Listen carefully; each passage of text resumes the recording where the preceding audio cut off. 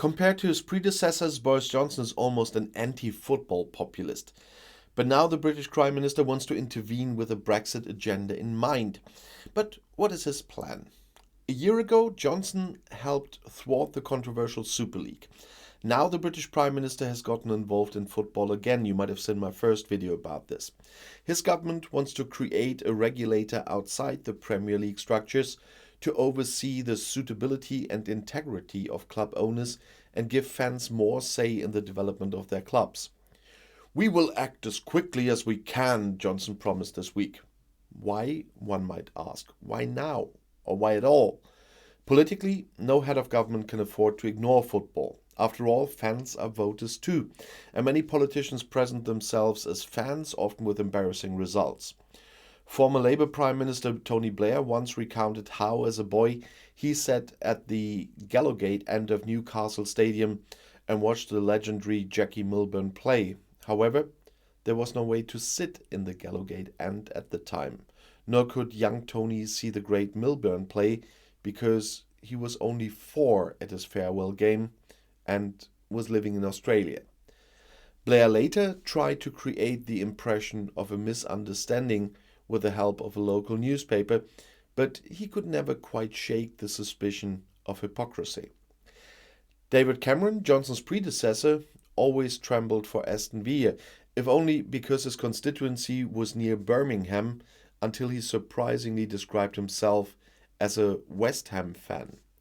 Their club colours are confusingly similar to those of Villa's, but the mockery knew no bounds that time. Measured against this, one almost has to describe Johnson as an anti-football populist. To this day, he has not revealed whether he even supports a club. As mayor of London, he always said he was for all clubs in the city. Johnson is not as uninterested in football as Margaret Thatcher, but he only shows up in stadiums when there is something at stake for the England national team. His only memorable football appearance was at a charity match when he rammed his head into Maurizio Gardino's stomach, causing it to sag. And him. Johnson makes no secret of the fact that his first love is rugby, the more physical but comparatively elite sport. It's not that the Prime Minister doesn't like to be seen as a man of the people, but he prefers to avoid the embarrassment of curry favor.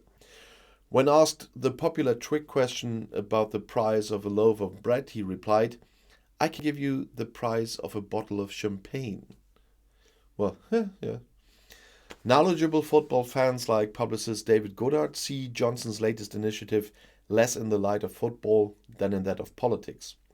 The attempt at a regulation is part of the Brexit agenda, he says. And he says, Johnson is about setting an example for the people in the small towns.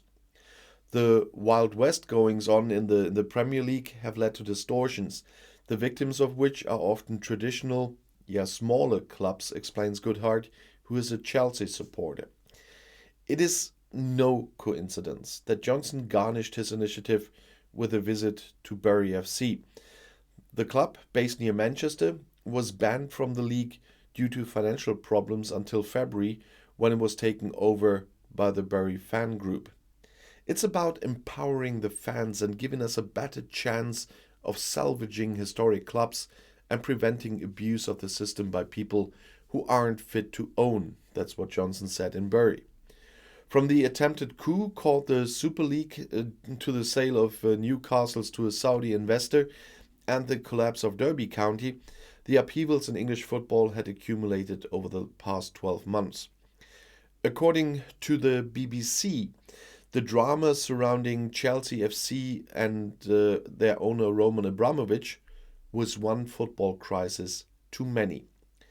After the Premier League failed to get the matter under control, the government had no choice but to start building a regulatory authority, which had been planned for a long time, as they say. The reaction of the Labour Party also shows that Johnson has struck a nerve. There they agree with the new authority and only criticize that no clear timetable has been presented. But I don't really think, of course, some people don't want to make anybody angry, but how is it so hard to say what football club you assist? Well, it's a bit easy for me to have two because I'm for Preußen Münster here in my hometown. They're in the fourth league, so they were in the first as one of the founding members, but they're in the fourth league at the moment, and hopefully will be in the third soon. But on the other hand, in the first league, because they're Westphalian and I like them, I'm with Borussia Dortmund. So I can be a fan of two clubs and not be in trouble. At least, not for some years, at least. I'm always optimistic about that. And I'll see you in my next video. Bis gleich.